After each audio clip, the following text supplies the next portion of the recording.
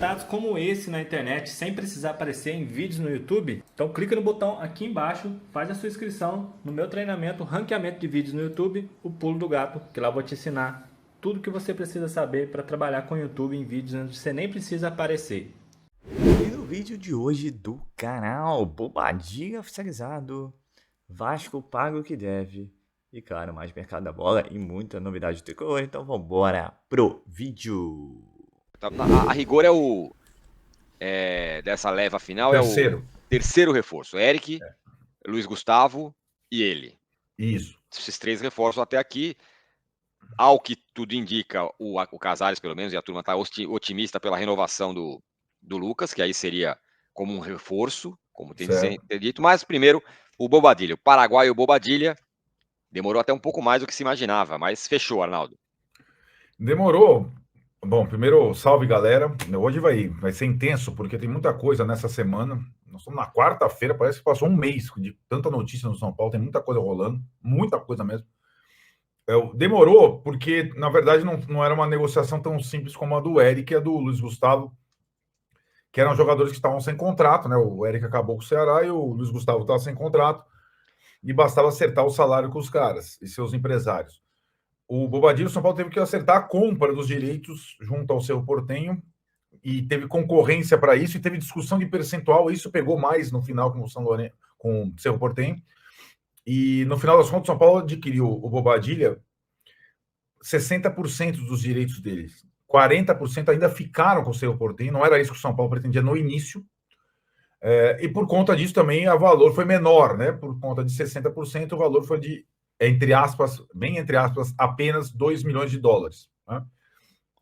A ideia do São Paulo era comprar pelo menos 80% dos direitos, os paraguaios bateram o pé. Ele assina por 4 temporadas, talvez até mais longo do que se imaginava, porque tudo isso ficou para o final, né? Percentual de direitos, duração do contrato, e aí hoje, enfim, ele foi anunciado. Eu acho que é um jogador interessante, 22 anos, mas é aquilo, né, Tironi?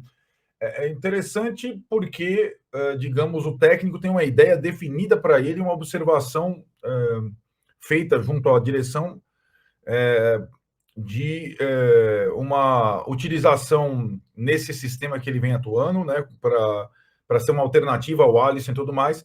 Mas eu sempre lembro que o São Paulo contratou 2 volantes recentes sul-americanos, na verdade contratou 3 volantes recentes sul-americanos, cada um com uma característica. É verdade que 3 na época do Rogério, 3 sul-americanos, e nenhum deles emplacou, né? O Colorado veio emprestado e foi devolvido. O Neves veio emprestado, foi contratado em definitivo, jogou pouco com o Rogério, um pouco mais com o Dorival, e agora está na reserva. E o último, Mendes, que veio com cartaz de Copa do Mundo, começou como titular com o Rogério e simplesmente desapareceu com o Dorival. Então, assim, só estou dizendo isso porque eu estou falando de um colombiano, um uruguaio, um equatoriano, agora vem um paraguaio. Cada um é de um jeito, cada um joga de uma forma, mas todos vieram bem credenciados na época, né? Sim. Então, eu acho que quando você faz um investimento no jogador, tudo estrangeiro, você tem que ter um pouco de cautela e insistir um pouco, senão querer o resultado e a resposta imediata, porque todo mundo se empolga pra caramba quando o cara vem. Aí o cara começa a joga uma mal, né? Então, essa é só a ressalva que eu faço, mas eu acho um bom reforço, se bem aproveitado for. Então, esses caras aí, esses outros, né, que você falou, o Neves, o Mendes, Colorado um pouco menos, todos chegaram com credencial. Um jogou a Copa do Mundo, o outro era uma revelação do futebol uruguaio, né, o Mendes, o Neves. Eles chegaram desse jeito aqui. E aí não dá para dizer que foi um fracasso, cada um teve um momento. Teve um momento do Mendes, que ele já foi titular e tal. Teve um momento do Neves, que no fim ele saiu do time só porque ele se machucou, né? E depois não conseguiu voltar, porque aí a posição estava tomada já por outro jogador. Mas nenhum foi exatamente um desastre. Ah, não, o tiro no Colorado, vai, que jogou pouco e foi embora. Mas não foram. Então, é um pouco o que você falou, um pouco de insistência, um pouco de fase, um pouco, sei lá, o cara chega no Brasil e não se adapta, tem 1000 coisas. 1000 coisas. Então, também, essa contratação tem que colocar o tamanho que ela é. É uma promessa do Paraguai. Parece um bom jogador. Isso. Né? Não dá para pôr nas costas do cara muita coisa. Muita gente aqui falando, ele vem para substituir o Pablo Maia. Não, né? Por posição, não é isso. Não, o substituto é bom esclarecer, o substituto do Pablo Maia, quem vai revezar com o Pablo Maia, o São Paulo não pretende, em princípio, negociar o Pablo Maia agora, nessa janela, é o Luiz Gustavo, que tem a característica mais de primeiro volante, embora tenha jogado como segundo na Arábia. O Bobadilla é a alternativa ao Alisson, jogador que atua mais pelo lado direito, jogador leve, que chega na área, finaliza, né? O segundo volante que o Dorival gosta, tipo desse jogador.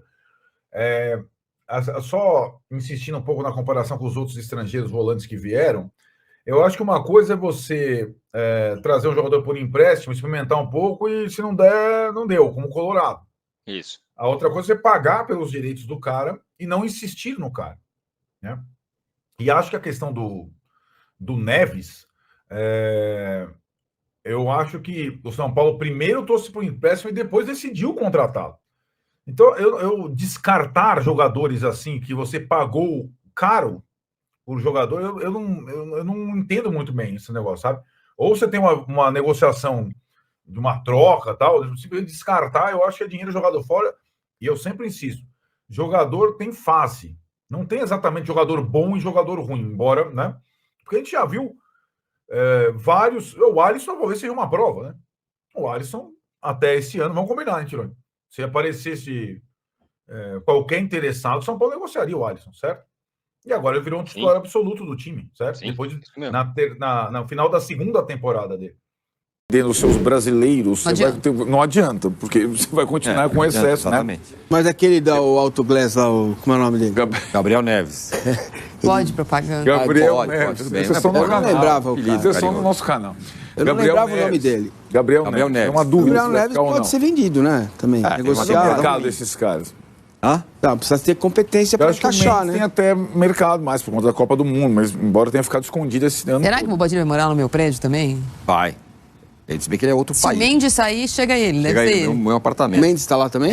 Agora, ele faz o papel de quem? Ele é mais segundo calmo? volante. Alisson, papel do Alisson. Do Alisson, não exatamente do Pablo Maia. Não. Volante. Longe de ser o Pablo Maia. É um segundo volante que joga e chega mais e tal. Exatamente. O Luiz Gustavo... Era uma posição que o São Paulo precisava? Sim, porque considerando que ele não... porque quando não jogava o Alisson, se você for reparar, quando não jogou o Alisson, aliás, as contratações dos volantes elas aconteceram muito por conta de quando não jogava nem o Pablo ou nem o Alisson, o Dorival improvisava jogadores ali do que utilizar o primeiro volante, o Luan, o Neves e tudo mais. Quando não jogava o Alisson, estava jogando o Michel Araújo, meia de segundo volante. Então o Bobadilla vem... E o Rick pergunta o seguinte, o Palmeiras também queria o Bobadilla? Na verdade... É que o Palmeiras... E aí completa. Como fica o Galopo com a vinda do Bobadilla? Falar da minha parte, que eu saiba, não. Que eu saiba, mas não... O que acontece é o seguinte, primeiro são duas perguntas diferentes. O Galopo vai jogar do meio para frente. Ele vai jogar na função do Nestor, na função do Michel Araújo, né? Ele nunca jogou de segundo volante de São Paulo, ele não vai jogar. Embora originalmente ele era isso, né? Ele jogava num triângulo de meio de campo no Banfield, mas era o jogador que mais chegava à frente. Chegou a jogar de segundo volante, sim, mas acho que a principal qualidade dele é gol, né? Então... Em relação à concorrência pelo Bobadilla, é que vários clubes brasileiros estão tentando contratar segundos volantes, né? O Palmeiras está tentando contratar um segundo volante, o Vasco está tentando contratar, e apareceu um nome no mercado interessante, e que então os empresários tal, ficaram oferecendo também o Bobadilla aos clubes brasileiros que estavam procurando jogadores dessa posição.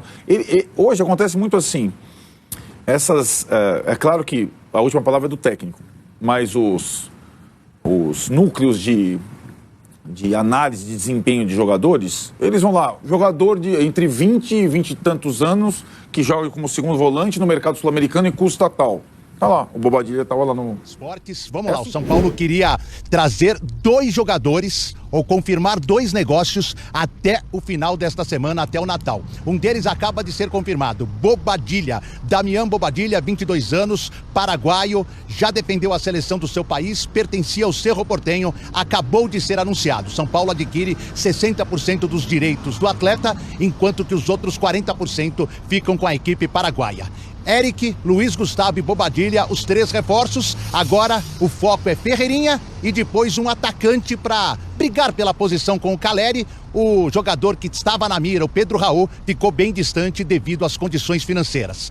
O outro negócio que o São Paulo pretende anunciar como presente para sua torcida é a renovação de Lucas Moura. Está muito próxima, aliás, está já acertada. Falta apenas a assinatura dos empresários e do próprio Lucas Moura para que ele permaneça mais 3 temporadas defendendo o São Paulo até o final da gestão de Júlio Casares, de 24 até dezembro de 26. Lucas Moura acertando, do atual elenco, 2 situações precisam ser resolvidas. Renovação de Luciano e contratação em definitivo de Caio Paulista. O contrato vence agora em 31 de dezembro e o São Paulo tem prioridade. Fora de campo, Bruno, tem dinheiro entrando. Provável venda do Beraldo no início da temporada e o Paris Saint-Germain vem forte para tentar tirá-lo do São Paulo e superar as propostas do Zenit e também do Leicester. Dinheiro entrando do novo Naaman Rights, ou do Naaman Rights, que o São Paulo está negociando. O Morumbis deve entrar de 27 a 30 milhões mensais durante 3 anos.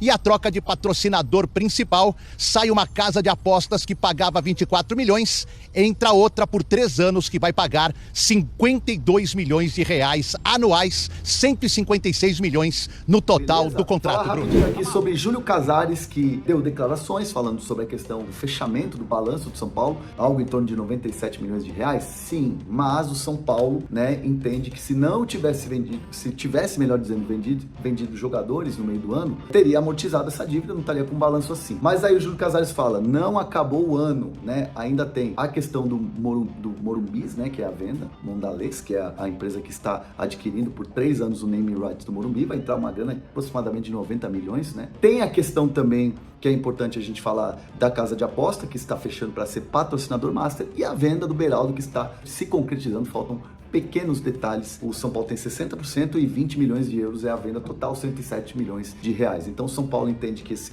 fechamento de balanço ainda não é para colocar 97, ainda não é para colocar esse número todo. São Paulo que, segundo o Júlio Casares, o que acontece?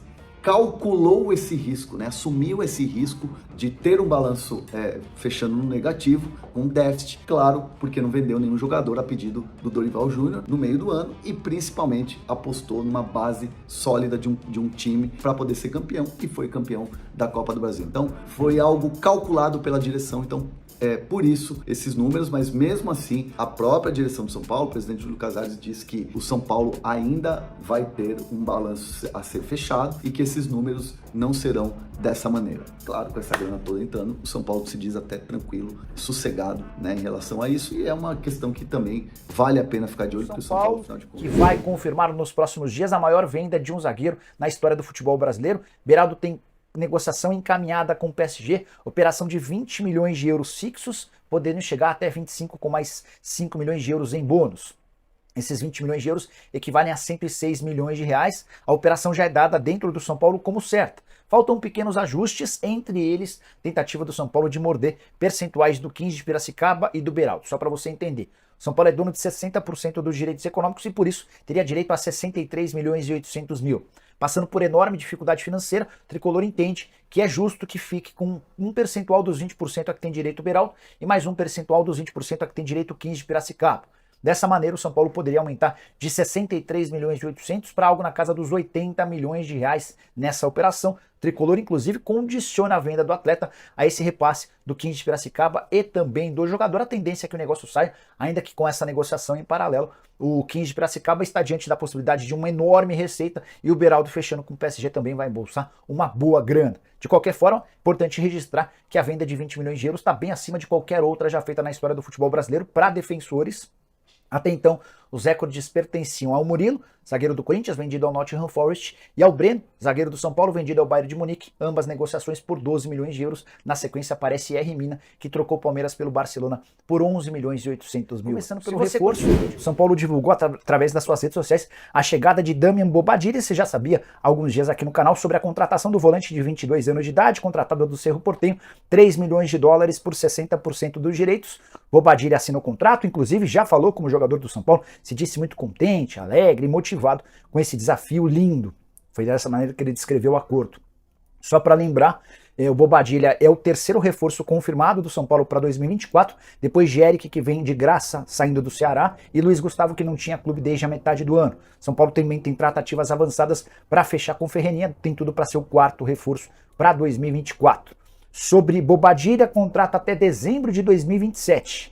E ele se torna o 7º representante de um país diferente da América do Sul. Além dos brasileiros, outros 6 de países diferentes do nosso continente estarão representando o São Paulo na Libertadores do ano que vem. Só para completar sobre o São Paulo, informação importante, o Vasco enfim fez o pagamento dos 16 milhões de reais pela compra de Léo Pelé, compra que aconteceu há quase um ano. O Vasco atrasou os pagamentos, o São Paulo chegou a procurar a Câmara Nacional de Resolução de Disputas e com R$1 milhão a mais em juros, o Vasco e a 777 fizeram a quitação, pelo menos essa informação que vem do Rio de Janeiro. Quero falar agora sobre a... Pessoal, demorou, está desde final da semana passada aí, esperando a oficialização do contrato com o Bobadilla, foi oficializado, que demorou ali foram as questões aí dos trâmites burocráticos, qual seria a porcentagem de São Paulo, qual seria a porcentagem do Cerro, e aí ficou fechado 3 milhões por 60%. Vamos ver, acho que o que o Arnaldo disse é correto, São Paulo tem que dar um tempinho para o jogador se adaptar, né? Já passaram aí uma lista grande nesse período Casares, lembramos até do Colorado, que jogou muito pouco, parecia ser bom jogador, mas bom, já voltou para a equipe dele. Gabriel Neves teve altos e baixos, o Mendes que acho que não teve nem altos, né? Porque jogou pouquíssimo também. Então vamos ver, vamos ficar de olho aí, a promessa do Paraguai, segundo o Tirone. Então, mais um reforço para o São Paulo, onde ele tem mais cidades que ali no meio. Agora é aguardar novidades, principalmente sobre Ferreirinha e quem será aí a futura sombra de Caleri. Já foi especulado agora recentemente o Luiz Adriano e tal, mas não tem nada não. O Pedro Raul era o primeiro alvo, ficou caro demais, depois o Toluca voltou atrás porque acabou de contratar o jogador. Acho também até uma boba, sincero, né? Falam que é um jogador meio complicado, principalmente fora de campo. Então vamos ver aí o que vai dar aí para a sombra do Caleri. Lembrando que ali no banco você tem o Juan, você tem o William Gomes, e porque David e Erisson voltando para suas equipes, respectivamente Botafogo e Internacional. Então é isso, pessoal. O São Paulo é como, se eu não me engano, o Arnaldo falou na live, né? Essas semanas pós-brasileiras aí é muita notícia, parece que é mais de um mês de notícia. São Paulo não para. Júlio Casares fez entrevista que o sonho dele, junto ao André Renan, no programa do UOL, é reformar o Morumbi até 2030, que seria o centenário do São Paulo Futebol Clube. Né? E quer porque quer rebaixar o estádio, aumentar a capacidade e tudo mais. Veremos, né? O primeiro passo aí já foi dado nesse sentido do estádio, que é a questão do naming rights.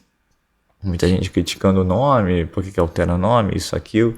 Eu vejo pela questão financeira, eu acho que é importante uma receita que entra mais, o São Paulo está precisando urgentemente, e além do mais proporcionalmente maior que a dos rivais, muito maior.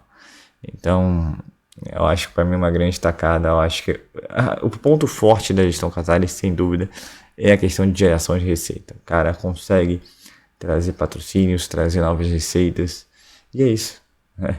Ele conseguiu em 3 anos mais que dobrar o patrocínio Master.